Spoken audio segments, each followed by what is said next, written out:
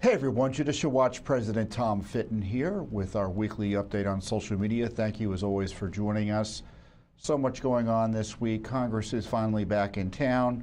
I'll tell you what it plans to do and what it doesn't plan to do about the corruption and other crises facing America.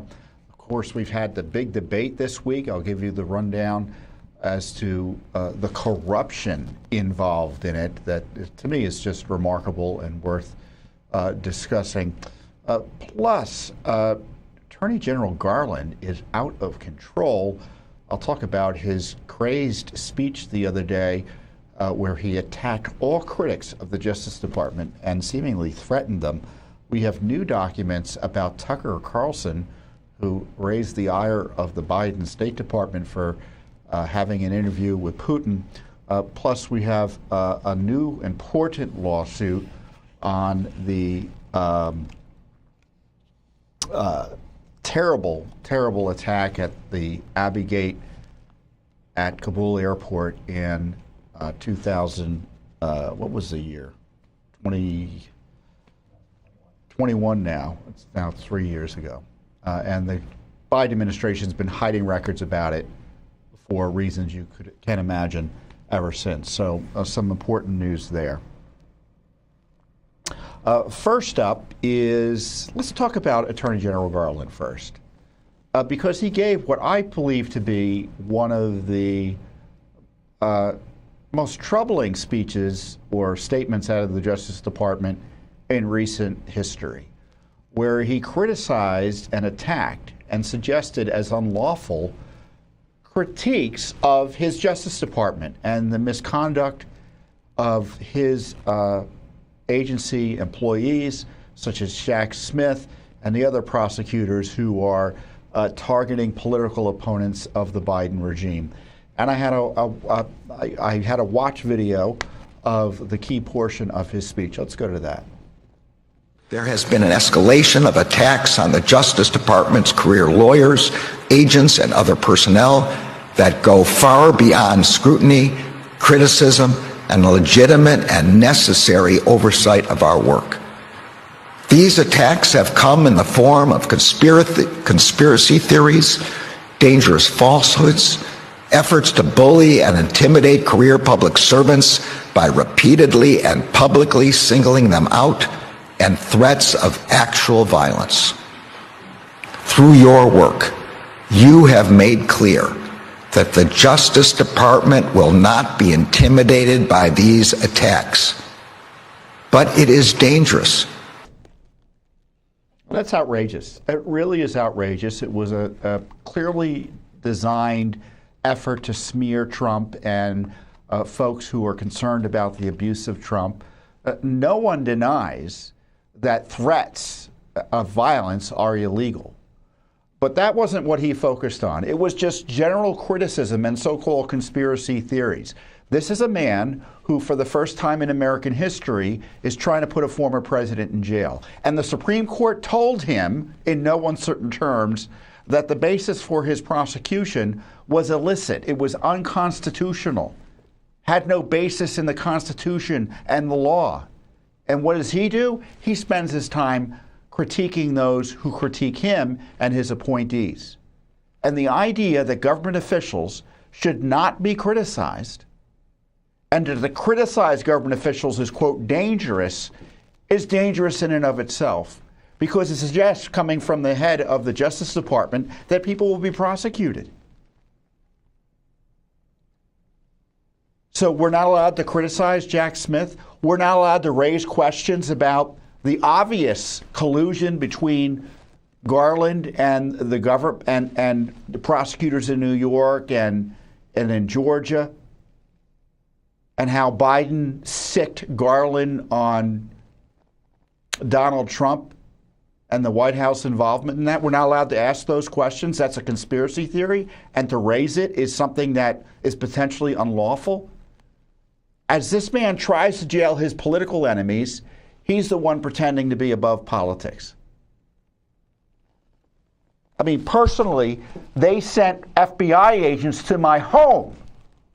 I'm the president of Judicial Watch. They gave me a subpoena. They gave your Judicial Watch a subpoena. in retaliation. Retaliation, there was no lawful reason for it in my view, in retaliation for our critiques of that Justice Department. So I know this is not an idle threat from them. They go after their critics and they try to harass them. And in the case of Trump, trying to jail him. And that he issued this statement just a few weeks before the election, it's less than 2 months now, just highlights just how political he is while pretending not to be political. I mean, their agency, for instance, he doesn't want to tell us the names of the people trying to put Trump in jail. Again, using that fake argument about security. No one should be threatened, obviously. But that's not the basis to withhold information. That's not the basis to tell people they can't make non-violent critiques of government officials or just ask what their names are. Who are they? Jack Smith doesn't want to tell us who's helping him try to jail Trump, who his top people are. I mean, we're fighting in federal court for it now.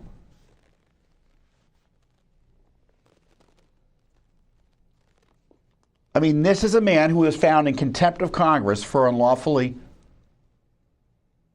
refusing to testify and provide information. Ignored the subpoena. And he's talking about threats to the Justice Department. As I said last week, they had a rehash indictment of Trump just a few months before the election, ignoring the Supreme Court. Oh no, we can't criticize him for that because that's dangerous.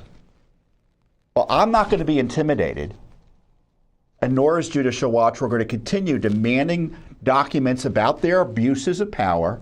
And let me be clear, Attorney General Garland, his colleagues in the Justice Department who are involved in this mess, their cutouts, wherever they are, in the FBI or in Fulton County or up in New York, should all be subject to criminal investigation for abusing their powers and targeting American citizens such as Donald Trump and violating their civil rights under color of law.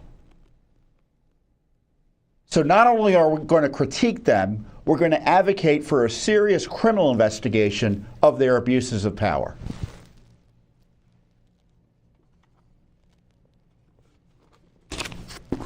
So there you go. Usually it takes me a while to get wound up, but I started off really outrageous stuff. Speaking of outrageous, did you watch the debate? I watched it. Here were some of my tweets on it initially as it was running. Let's run some of those tweets out. David Muir is out of control, the ABC News activist. He was. No one can doubt that. That was widely quoted. Let's go to the next one. What ABC News did tonight was unethical and corrupt. That is for sure. Shameful. What's next?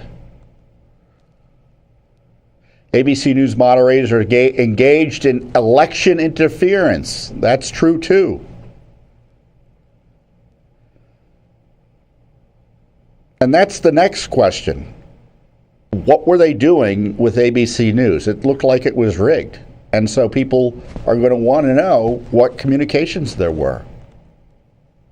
Donna Brazile, who was a Harris campaign aide, I don't know if she's an official part of the campaign, but she works at ABC. You know, she had leaked previously material about a debate questions to the Clinton campaign, as I recall, when she was over at CNN. So it's certainly fair to ask those questions. In terms of the content and what happened at the debate itself, here were my initial thoughts that I put out on social media.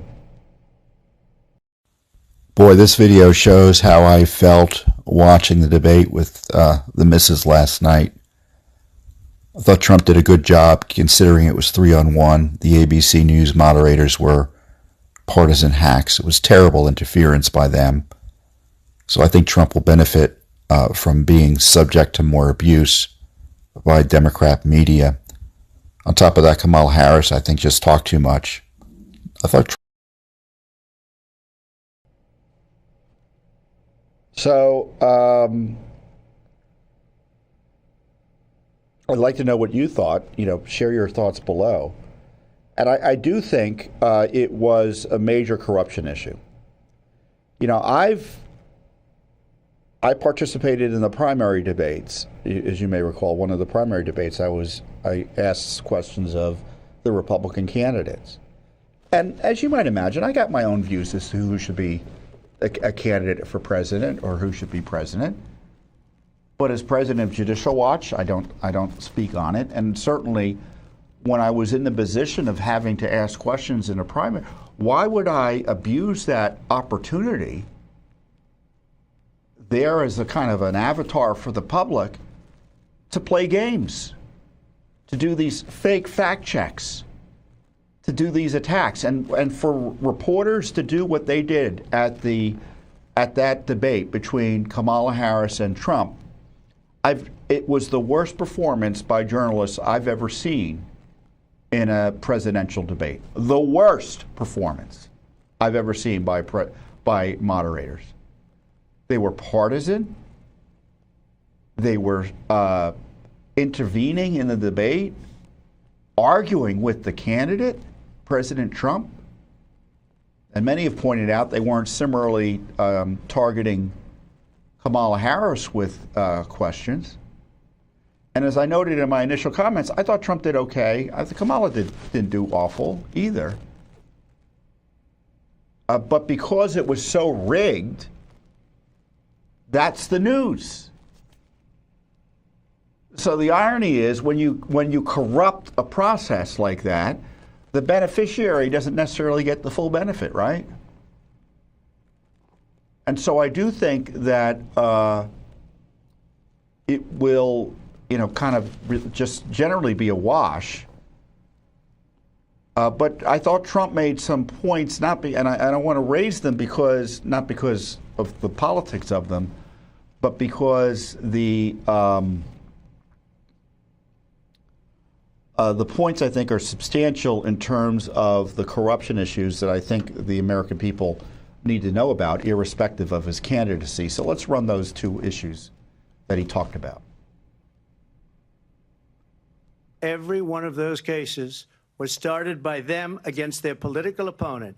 And I'm winning most of them, and I will win the rest on appeal. And you saw that with the decision that came down just recently from the Supreme Court. I'm winning most of them. But those are cases, it's called weaponization. Never happened in this country. They weaponized the Justice Department. Every one of those cases was involved with the DOJ, from Atlanta and Fani Willis to the Attorney General of New York and the DA in New York. Every one of those cases. And then they say, oh, he's a criminal. They're the ones that made them go after me. By the way, Joe Biden was found essentially guilty on the documents case. And what happened in my documents case? They said, oh, that's the toughest of them all. A complete and total victory. 2 months ago, it was thrown out. It's weaponization, and they used it, and it's never happened in this country. They used it to try and win an election.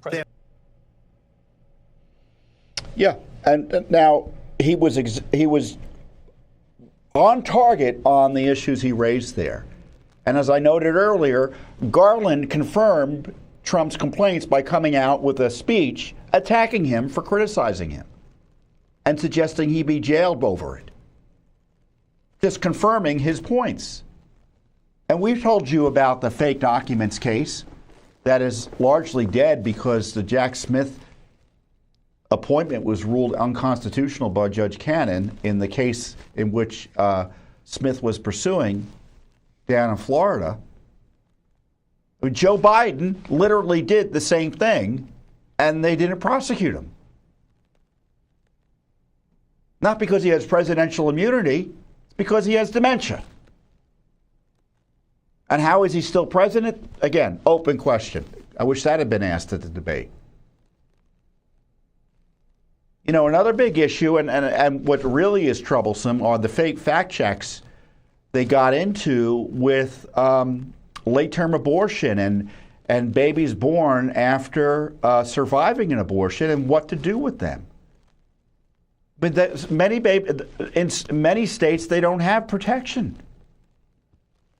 Our friends, I noted at Family Research Council, put out the following information I want to share with you.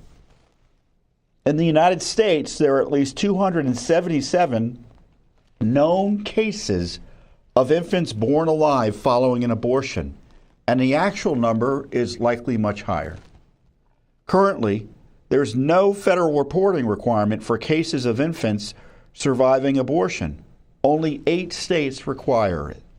Federal law states that all infants who are born alive following an abortion are full persons under law. However, federal law does not currently ensure that these infants are given proper medical care. The Born Alive Abortion Survivors Protection Act would require the same life-saving medical care be given to abortion survivors as any other infant born at the same gestational age. And of course, in Tim Walz's Minnesota, they weakened the law that protected babies born alive after abortion.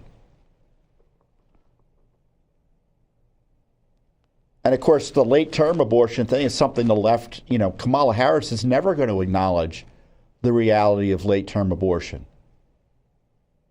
I mean, the left wants abortion. When they say they want Roe to be reimposed, what they're saying is they want abortion through the entire 9 months of pregnancy to be legal. And they say, well, you need a doctor to do. Well, having a doctor requirement is no impediment to getting an abortion, because doctors will kill babies up till the moment of birth. There are doctors who will do it. And what is the standard? If it impairs the health of the mother,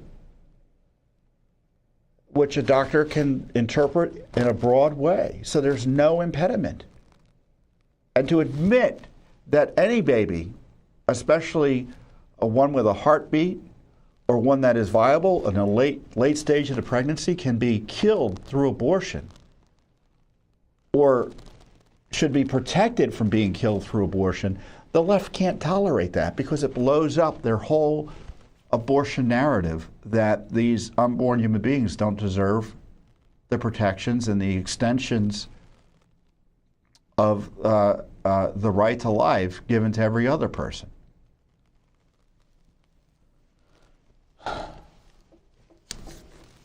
So in many ways, it was a ridiculous debate in the sense that it was ruined by the intervention of the left-wing activists over at ABC News. But, unfortunately, because they were so obsessed with the left-wing approach, some key questions weren't asked. And I don't know if there's going to be a second debate.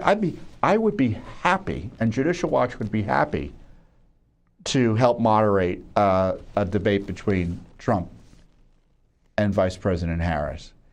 And I've got some questions, and I put them out there earlier, and these are questions I want answered, debate or no debate. Let's go to the tape.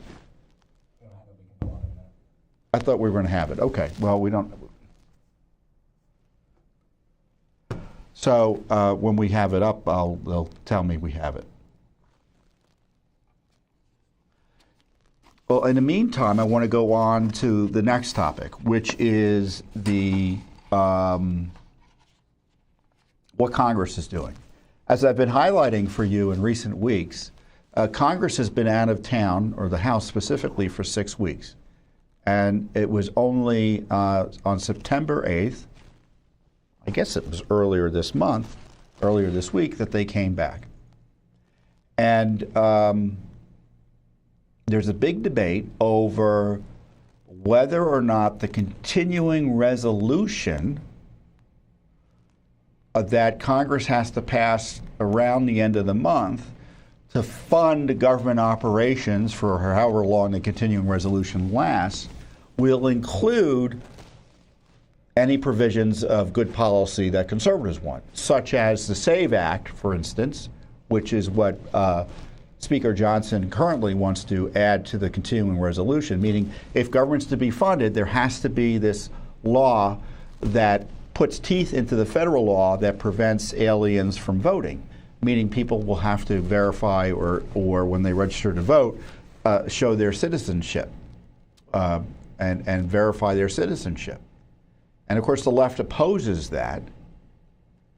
And so now that's the big debate. And I don't know what's going to happen, but I do know you need, if you want anything good to come out of this continuing resolution, voters need to have their views heard. And, I highlighted it earlier this week.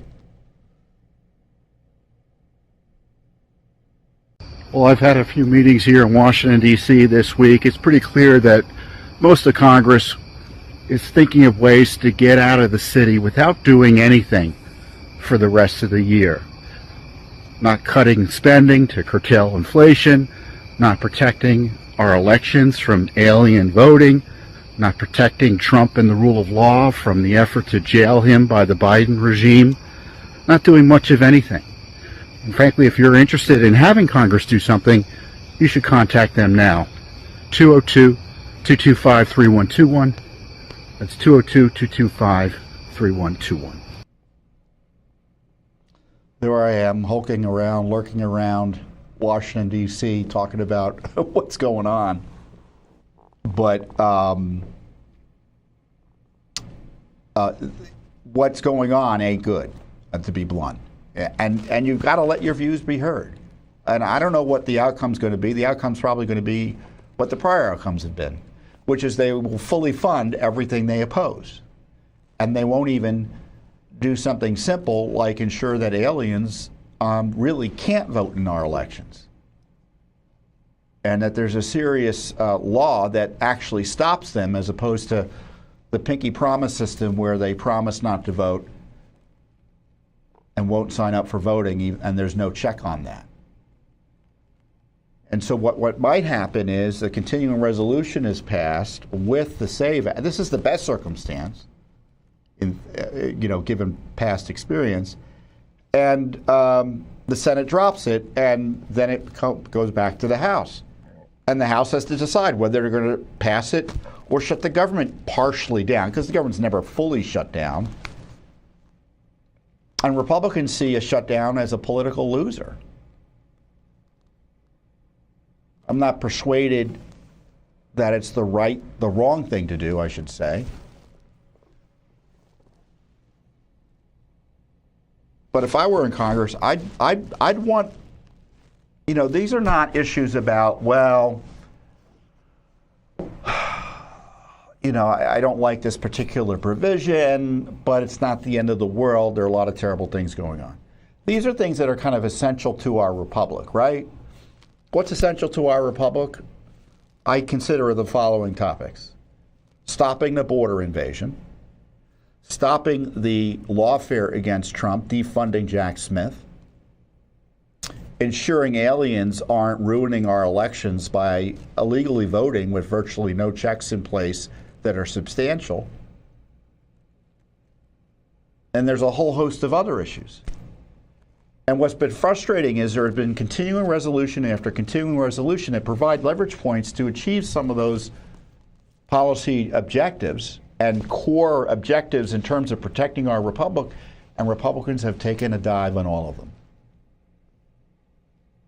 And I don't think the leadership has been there because they don't want to shut the government down, so they don't have any leverage point. And do you think things are going to change next year just because, assuming if you're a Republican, you think Trump's going to get elected and members of the Republicans will control all of Congress? Do you think things will be much better? Yeah, things will be partly better in terms of policy goals and objectives, in terms of their likelihood of being achieved by for conservative values. But on these big issues, I don't be so sure that there's going to be they'll be able to ram through all those policy issues I'm talking about.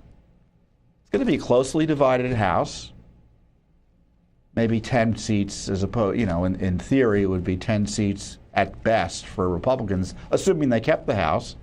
And in the Senate, it's going to be almost 50-50.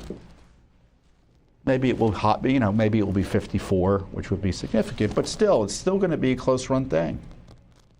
And as you know, there are Republicans who don't share our urgency on these issues, and almost always are wet blankets on these core conservative values. So I encourage you, there are limited opportunities to get good things done. This continuing resolution is one of those opportunities, and that's why I encourage you to let your members of Congress know what you think by calling them. You can reach them through the Capitol Hill switchboard. I gave it out earlier in that little video, 202-225-3121. 202-225-3121.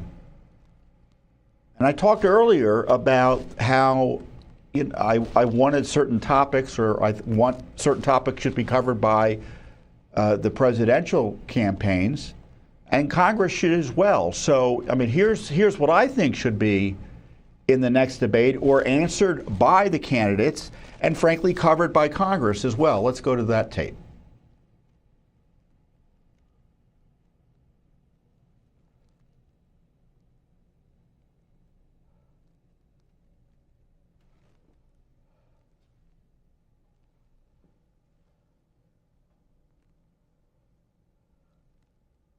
Nominee for the Democratic Party.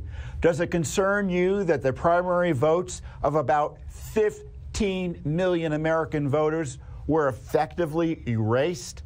Have you discussed with any government officials invoking the 25th Amendment to remove President Biden because of his obvious dementia? President Trump, do you commit to deporting all illegal aliens from America? What steps will you take to ensure that Biden and other deep state officials who abuse their powers to try to rig the election and jail you and other Americans are held fully accountable under law? Is the FBI salvageable?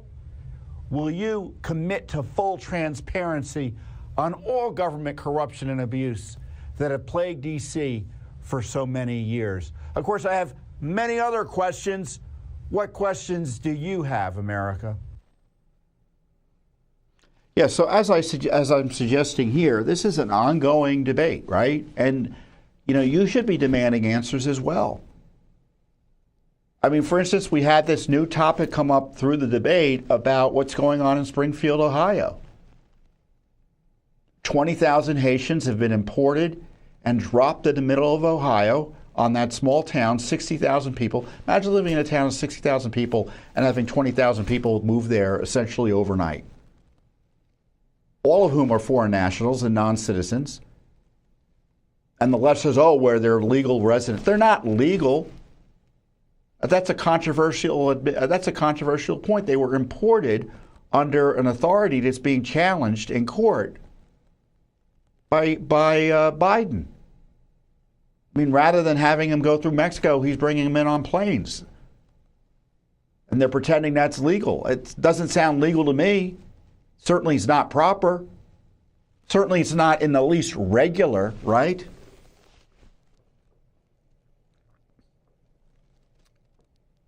What's Congress going to do on that? What is Congress going to do on the Kamala Harris coup? I'm sorry, 15 million votes disappear in the primary? How the heck did she become the nominee? I have questions about her legitimacy as the nominee. There's been reports there was corruption involved in her becoming the nominee. Threats were made against the president over the 25th Amendment. Congress should bring in people and ask questions about it. Et cetera, et cetera. You could come up with a big list of things Congress should be doing. Maybe they should defund the invasion. How's that? They don't want 20,000 Haitians being flown into the United States by the Biden-Harris gang? Well, defund it. Is that worth shutting the government down over? I think it is. What do you think? Like I said, share your views with your members of Congress.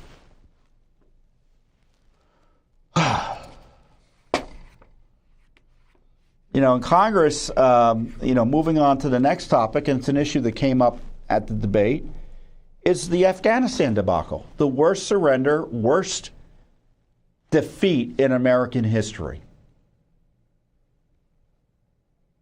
And I go back to, the War of 1812, we essentially lost. But the correlation of forces were very different. We were a small country and small power compared to the British Empire at the time. In Afghanistan, we're the big kahunas there. We were the big gorilla there.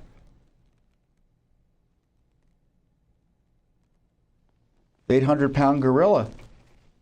And we fled. Chaos caused by Biden's, I would submit it was his dementia that caused that craziness. He refused to listen to any reason from reportedly his advisors who became mum and frozen in the face of this debacle, and just, rather than leaving and resigning or doing what they're able to do under law and ethics, they just allowed the mess to metastasize. They left the air base, Bagram Air Base. The embassy was chaos. And of course, a part of the chaos was because the airport or our air base was abandoned, essentially, everyone had to flee out of the unsecured Kabul airport.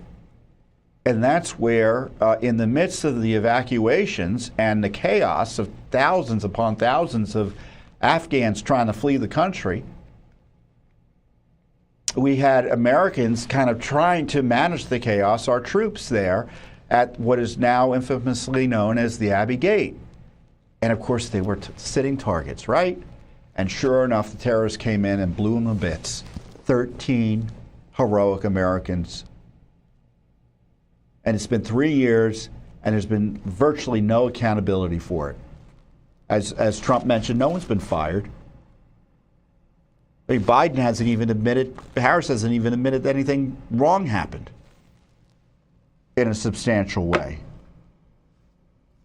And so they had this massive report come out this week. I mean, there's still a lot, and of course it's only interim because they haven't talked to most of the key people in the Biden administration. To me, I mean, there's useful information in here. It's from the Foreign Affairs Committee. We'll provide a link to it below. Willful blindness, an assessment of the Biden-Harris administration's withdrawal from Afghanistan and the chaos that followed. So some useful information in here, but it also highlights the failures of Congress to pursue it all in an aggressive way. I mean, they're still talking. It's a 250-page report, and I want to go down to the recommendations. I'm getting a little distracted here, but I think it's important that you know the way D.C. works, because no one's going to tell you this on TV. I mean, our friends in the conservative media just talk, and I've cited the report, but we should note the deficiencies of the process. One of the investigators, Jerry Dunleavy, he used to work with Judicial Watch, was doing an investigation for the House, and he left because he didn't like the way they were proceeding. Oh, here's the recommendations.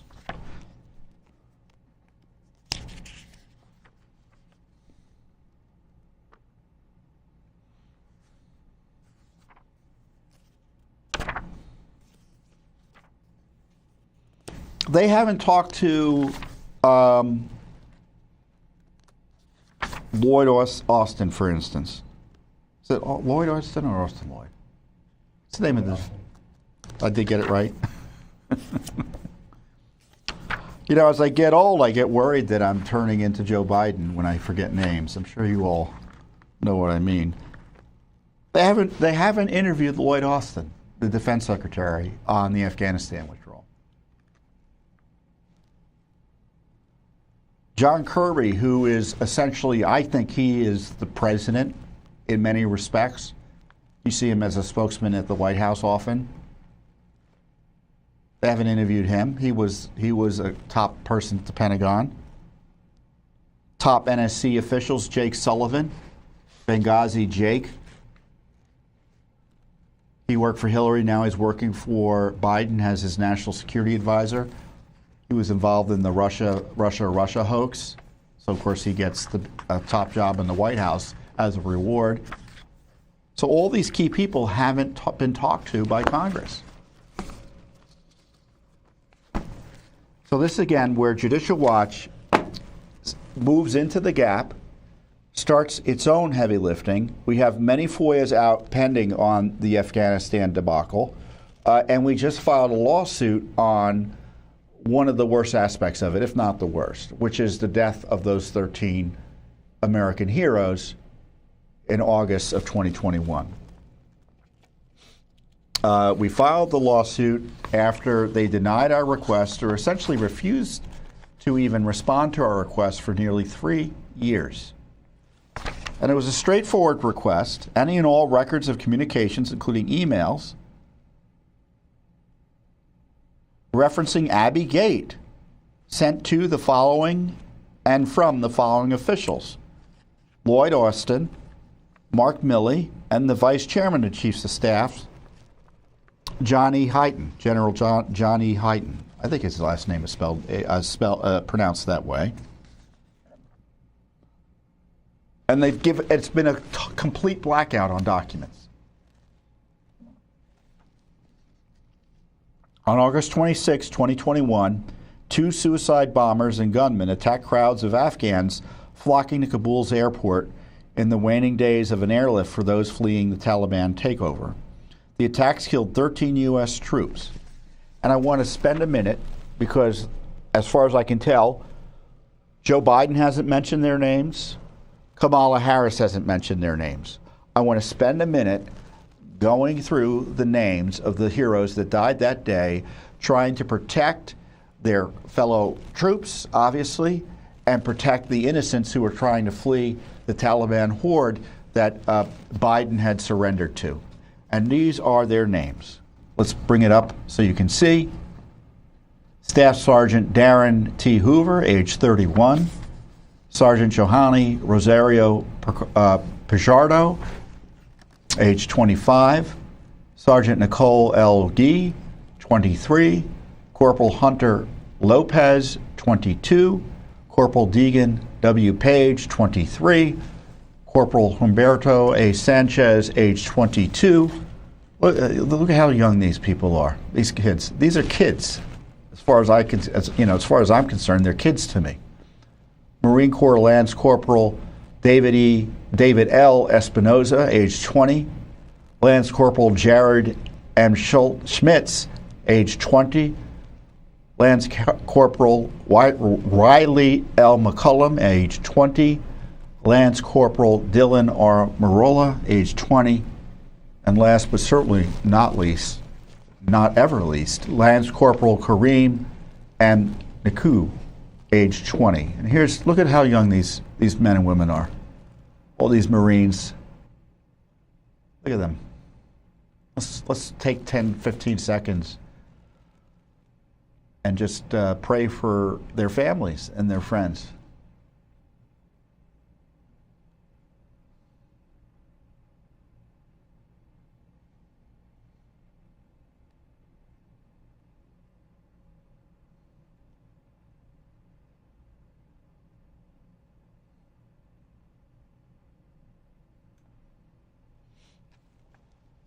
So we didn't sue on behalf of the families, although, as far as I'm concerned, I'd like to think we're helping the families. We're suing on behalf of Judicial Watch to get these documents, because these heroes deserve to be vindicated in the sense that everything that happened to them and how it happened, the public has a right to know. So, A, those who did anything wrong that led to their needless deaths, because the deaths were needless, because the situation should never have allowed to happen, and it was a foreseeable result of Joe Biden's decision making. And those who robotically implemented it and happily participated in something they knew was going to result in something terrible. And 170 civilians were also killed. 170 civilians. So there's a lot of blood on the hands of the Biden administration in Afghanistan, which continues to pour. Terrorists are rising in Afghanistan. The The Taliban is marauding as they've done in the past.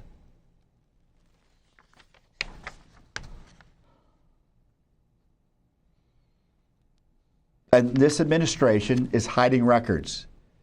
And they're so desperate to hide records that it's been 3 years and we have to go to federal court to get them. Basic information. They don't even want to tell us how many records there are. Sometimes they tell us we have records, you can't get them. They don't even want to do that. But thankfully, thanks to Judicial Watch's heavy lifting, we get to go into federal court and they've got to respond.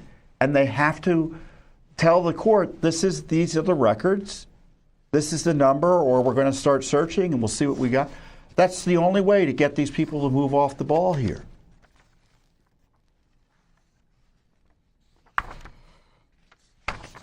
You know, and the report, this report, the willful blindness report out of the House, they had some, it's worth reading to see some of the material about their what happened at Abbey Gate. And these are some of the key conclusions they drew. The failure to close Abbey Gate in spite, so this was a place where people were entering the airport.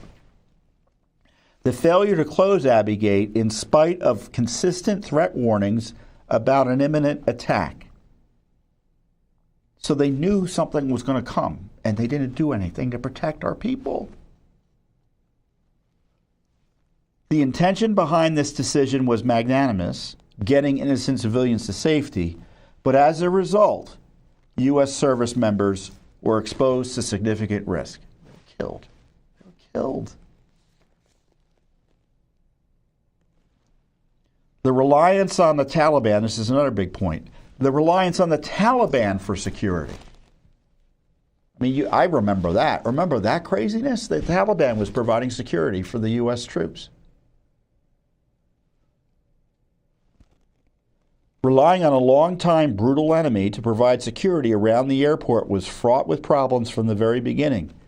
The Taliban long harbored violent intentions toward Americans and have expressed no regard for innocent human life. In addition, their security screening was inconsistent and haphazard. So they weren't our friends and they weren't professional, to put it mildly. The Taliban also did not consistently assist the U.S. military with confronting known or suspected ISIS-K cells operating in the city, including the cell that would eventually carry out the attack. This is another key point. The refusal of the U.S. military to conduct any direct attacks against ISIS-K inside Afghanistan for fear of upsetting the Taliban. So it was cut and run.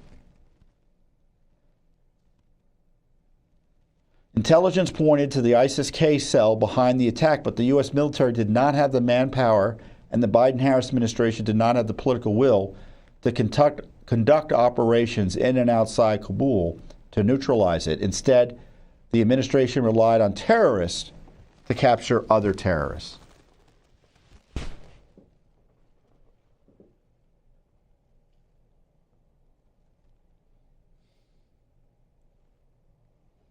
"13 people are dead, and there's been zero accountability other than a report from the House."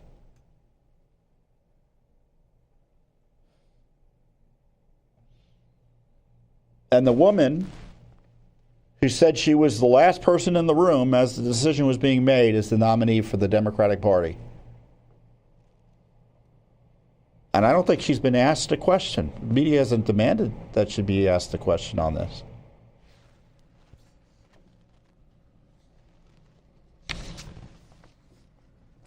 For 3 long years, the Biden-Harris Pentagon has unlawfully been hiding records about the preventable deaths of 13 American servicemen at the infamous Abbey Gate.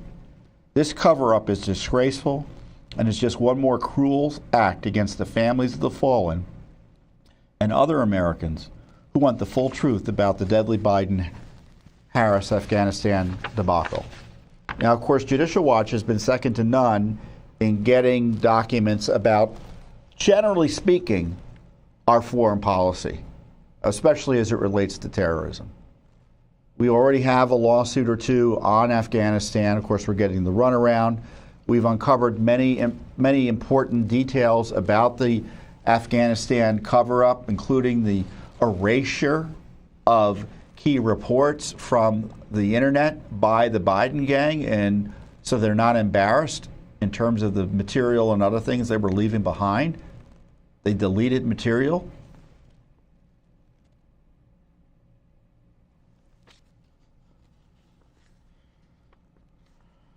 At least $239 million has fallen into the hands of the Taliban under this administration.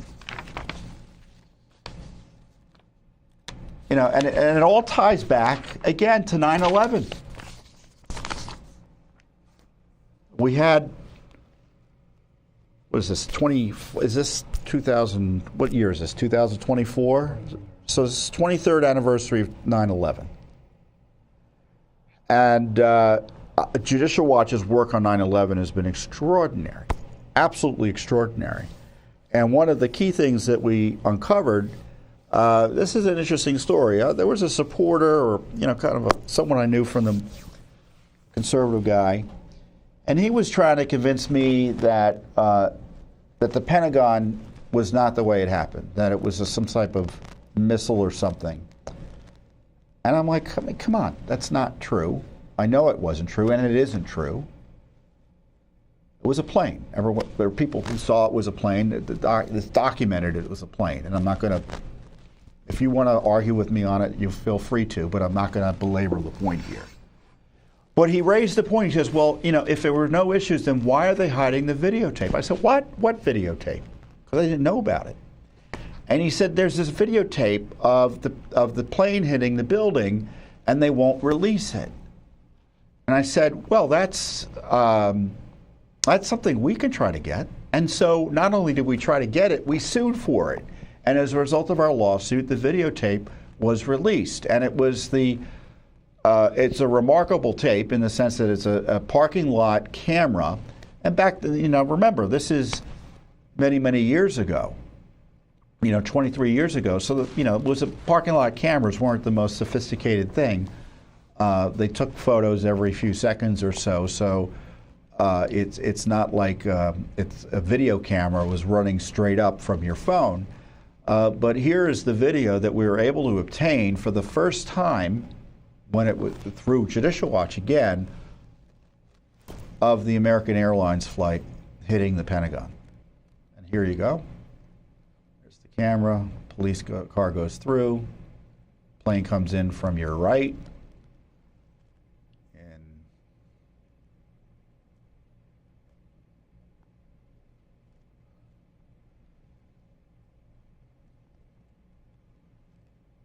here it comes. There it is. Boom. So some folks look at that video and they don't see a plane. I see a plane. It is a plane. I know it's a plane. It's not a missile. But it's an important piece of historical information. And Judicial Watch separately has uncovered lies about how the FBI let Saudis out and members of bin Laden's family out while everyone else couldn't fly. We uncovered how folks tied to the 9/11 terrorists, Anwar al-Awlaki specifically, who looked to be one of their key contacts here in the United States, was feted by the Bush administration and was an FBI informant, it looks like, or government informant of some type. Remember, Obama assassinated him a few years later. All of that uncovered by Judicial Watch. We uncovered how Bill Clinton was warned in '96 about bin Laden and did nothing. Covered it in New York Times, our disclosures. So truly historic disclosures by Judicial Watch on 9/11. And to this day, and to bring it forward, remember, many of these 9/11 hijackers were here illegally. Our borders are still open. And those who are behind the attack are still being, what I believe to be, protected by the left down in Gitmo. Remember, the Biden administration was willing to let them off the hook for the death penalty. And the public outrage was such that Lloyd Austin reversed the decision shortly thereafter. This just happened a few weeks ago. But the reason the 9/11 plotters are still alive and justice hasn't been meted out to them is because they've been protected by the left through a bastardization of the legal process, aided and abetted by government officials, members of the judiciary who should know better, and of course the organized left as well. So I'm not going to forget 9/11. Of course, the other big 9/11 story is 9/11/2012, the Benghazi attack that Obama lied about, that Hillary lied about, and they tried to cover it up in order to ensure that to ensure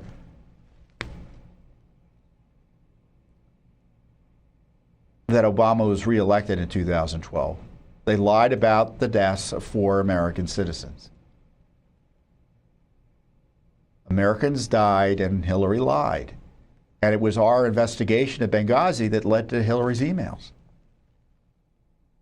And the consequence of that was Hillary wasn't elected. So people say, what does Judicial Watch do? We're your watchdog in Washington, and I don't know where the country would be without us. I really don't.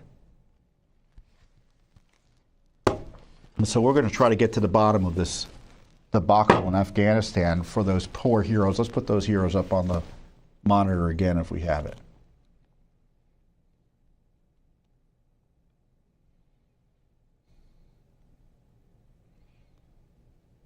Hoover, Pichardo, G, Lopez, Page, Sanchez, Espinoza, Schmitz, McCullum, Marola, Nakui. Let's have their pictures again.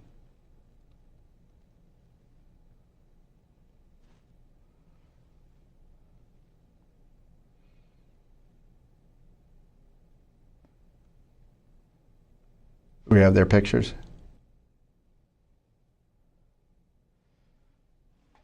You're seeing, those are our brave fallen.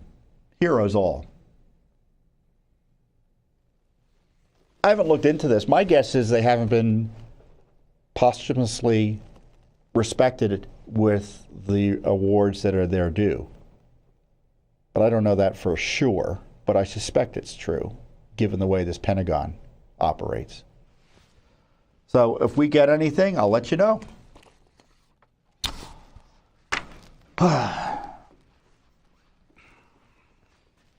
So what is great about Judicial Watch, as I described earlier, is that we are involved in every issue that you have questions about or might want to have questions about if you thought about it more than a second.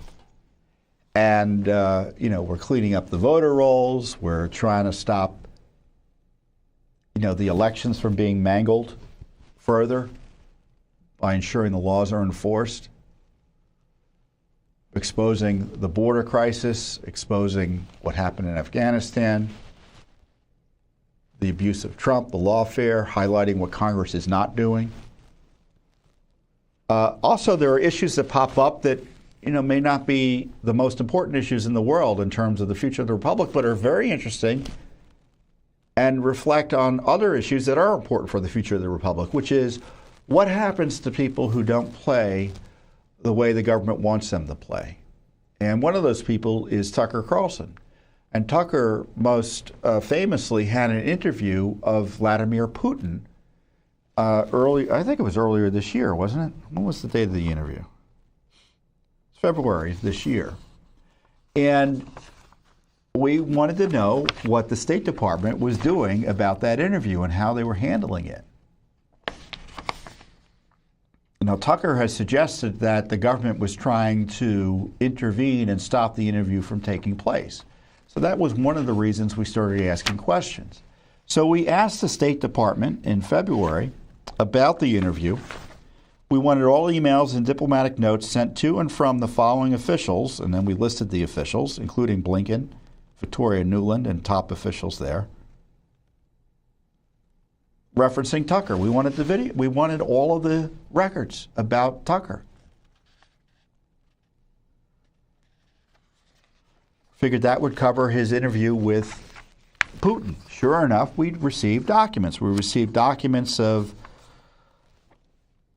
I think it was 105 pages of one batch and 211 pages in another batch. And the documents are interesting, as you might imagine. Here is one batch of the documents. I think this is the, was this the 105 pages or the 200? Yes. So this is the 105 pages. And I want to show you how heavily redacted they are. So here is, I'll just walk up to the camera here.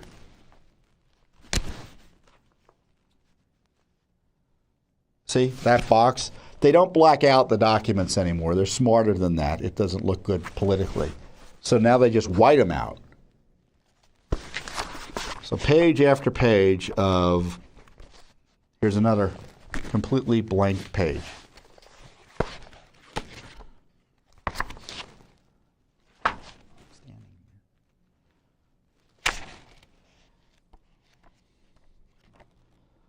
But nevertheless, we did get some documents, and the documents show the State Department was very much concerned about Tucker, and they were sending around crap suggesting that he was a tool of Hitler or someone like Hitler.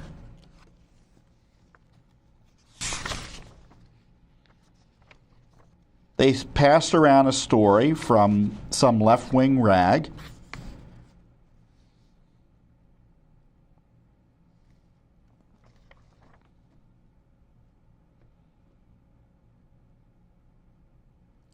that suggests that Hitler's interview, that Putin's interview was kind of like Tucker handing out Hitler's copies of Mein Kampf.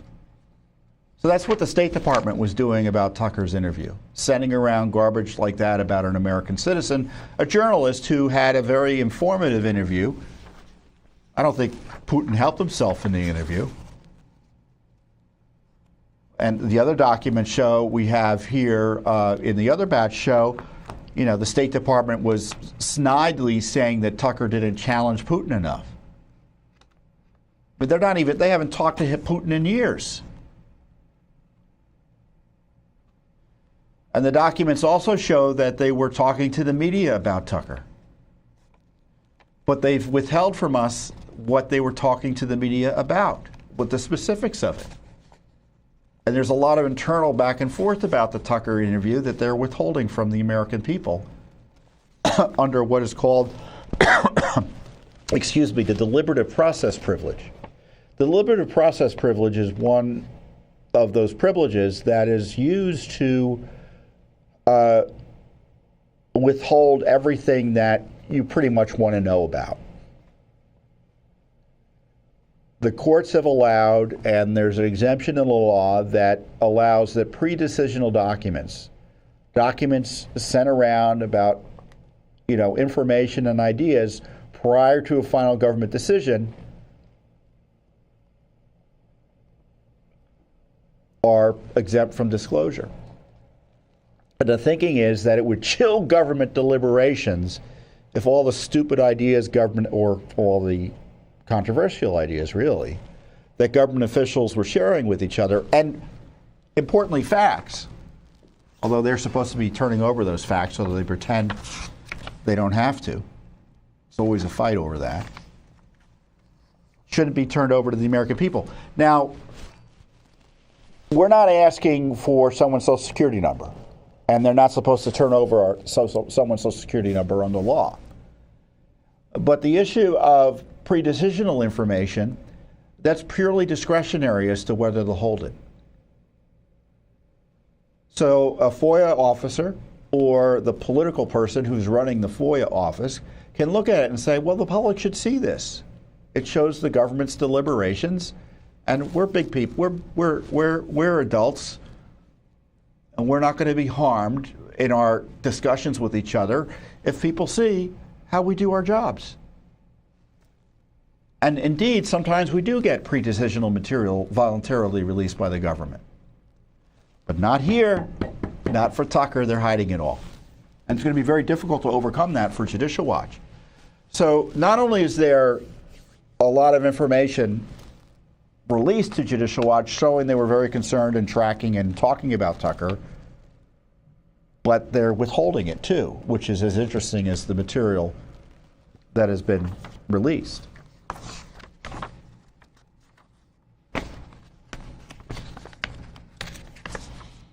What did I say in our press release about it?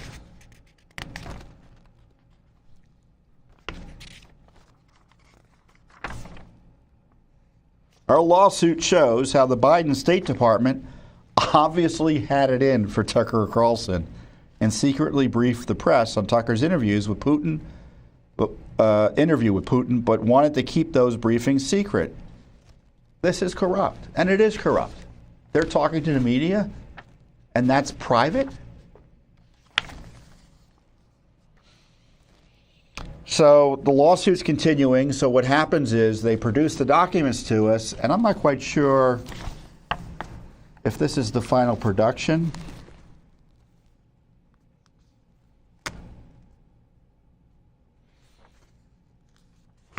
I'm assuming this is the final production. So now we have to figure out if there's anything we can challenge in terms of withholdings, and maybe we'll get some more information. Sometimes we negotiate and get some more information. But there we have it. The Biden gang watching Tucker at the State Department and dishonestly hiding what they were talking about related to Tucker from the American people, but also disclosing garbage they were sending around smearing Tucker as well. So pretty interesting stuff. And again, this is what I love about Judicial Watch. We got into this little issue. It's kind of a big issue since there's a war related to Putin. It's the number one issue, arguably, in foreign policy. And Judicial Watch, again, with the heavy lifting. So a lot going on. And, you know, as we come to the fall, everyone's very excited about the presidential election. You know, but what we like to do is kind of take the long view and kind of figure out what went on in our history, both recent and past history, like from, like I said, 9/11 to the current day. But also, you know, what's going to happen next year and the year beyond, and what are the issues that are hot now, even though the public isn't told about them by the media, but Judicial Watch knows them to be hot because of the dangers and issues as it relates to the future of our country and our constitutional republic. And to that end, we have a book coming out. It comes out next month, but you can purchase it now, pre-order it.